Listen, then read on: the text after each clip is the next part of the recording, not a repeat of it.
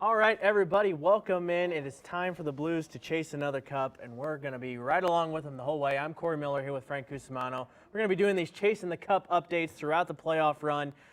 Game 2 tonight. We're recording this on Wednesday in Minnesota. We got to start off talking about the man, Ville Husso, who was just superb in that first game, and he kind of had to be. The Blues defense didn't help him out a whole lot from what I was watching. Yeah, I think that Colton Parayko was not at his best, and I also think that you got to remember the Wild hit 4 post.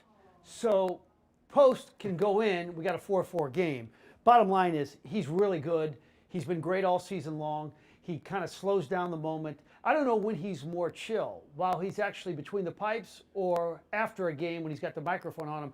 He's similar to Jordan Binnington in that aspect. He's a little different than Binnington in terms of not getting as emotional during the game. And I don't say that as a derogatory thing towards Binnington, because that's what made him great too.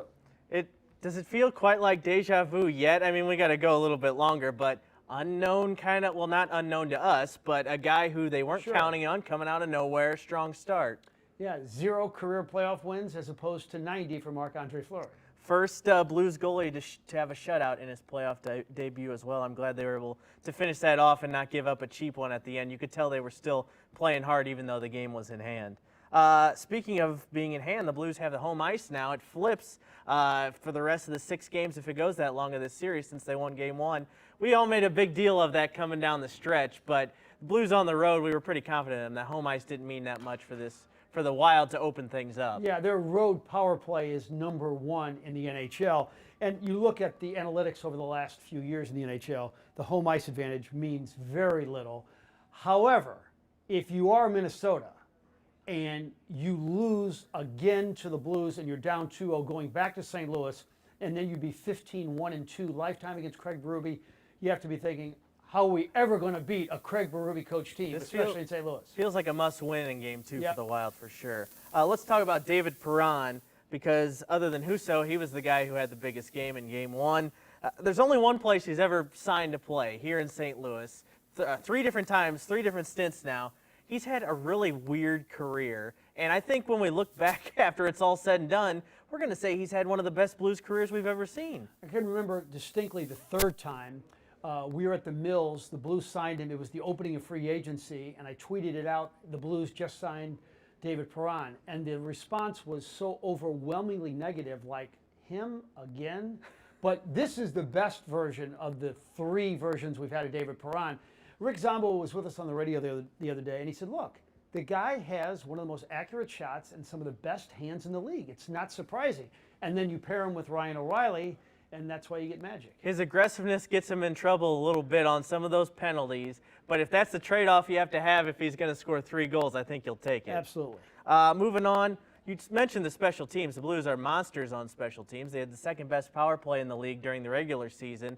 They scored 2 power play goals in that first game, almost had 3. It was a couple seconds after, so it didn't technically count. And their penalty kill held the Wild to no goals in 6 attempts. Those special teams are going to be huge. Yeah, I don't think they can get in the penalty box 6 times in Game 2 and expect to win or expect to keep Minnesota off the scoreboard. But the power play is absolutely crazy, and you don't even know which is your best power play. I mean, you knew what your best line was going into this, with Tarasenko and with Thomas and with Buchnevich, but then all of a sudden the Perron and O'Reilly, and then you had that other line, Brayden Schenn, who, in terms of goals and games, goals per games, he's probably the best on the team this year. So, yeah, they've been, I pick your poison. What Blues power play do you want to see? Answer, none. I think that's why you feel so good, and we talked about this coming in. To stop the Blues, you don't just have to stop one guy. You have to stop like 10 different guys because, okay, one guy's off, there's 5 more that can step in and take his place. The 19 team did not have as many weapons. Now, granted, Ryan O'Reilly even Pietrangelo. Ryan O'Reilly even told you that. That's right. Moving on, all eyes on the Blues. Huge rating in that first game. We made a lot about the 8:30 start time. Nobody likes it. Everybody liked to not stay up that late. But apparently it doesn't matter that much because, what did they have? About 200,000 viewers, up from about 50,000 viewers for a regular season game. When the Blues are in the playoffs, that's what matters. Yeah, and I think, even though it was a long time ago, 3 years ago, the legs of 2019, we all witnessed firsthand just how cool this is. and then we see this team get a point in 16 consecutive games. Everybody's got this vibe. Hey, we won it a few years ago. Why not now? And everybody's going to be watching. Yeah. Let's hit a few wild points here before we duck out of this Chasing the Cup episode.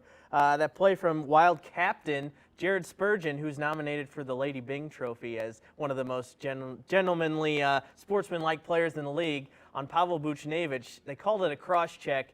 I guess you could call it that. Whatever it was dirty on his Achilles lower leg. Only got a $5,000 fine. I thought for sure he was going to be suspended. Well, it's interesting because if he didn't have this spotless reputation and nominated for the Lady Byng, he probably would have got a game. Yeah. And in contrast, as we move it to the NBA, Draymond Green got a flagrant 2, which probably could have been a flagrant 1, but because of his reputation, sometimes when they hand these things down, they don't think about the moment. They think about the career of the guy and what he's all about. Well, if you look at just the moment, it was definitely worth more than $5,000. I'll tell you, that could have knocked Buchnevich out for the rest of the playoffs. Right.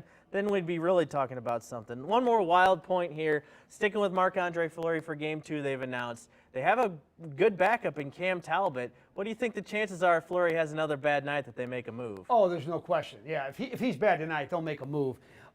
It's so tough for Coach Evison with the Wild to make this decision because Talbot has been the better goaltender for the most part this season. He's had a better season. But if I got a guy with 3 Stanley Cup rings who's played in 5 Stanley Cup finals, how do you say you sit and the other guy plays? So that's a tough call for him. But believe me, if he doesn't play well tonight, he's not playing in St. Louis Friday. Yeah. Last thing, we didn't do one of these before the series, so you get the benefit of seeing one game. How long do you think this one goes, and who do you think comes home with it? I say Blues in 6. 6, I think, is pretty good. I think that you stole my thunder. That's what I was. Right? That's what I was going to say. I saw too. your notes. Glad we're on the same page there. All right, that'll do it for Chasing the Cup for our Game 2 preview of Blues and Wild. Hopefully, we'll be with you for a long time as the Blues make another run towards another Stanley Cup. Take it easy, everybody. All right.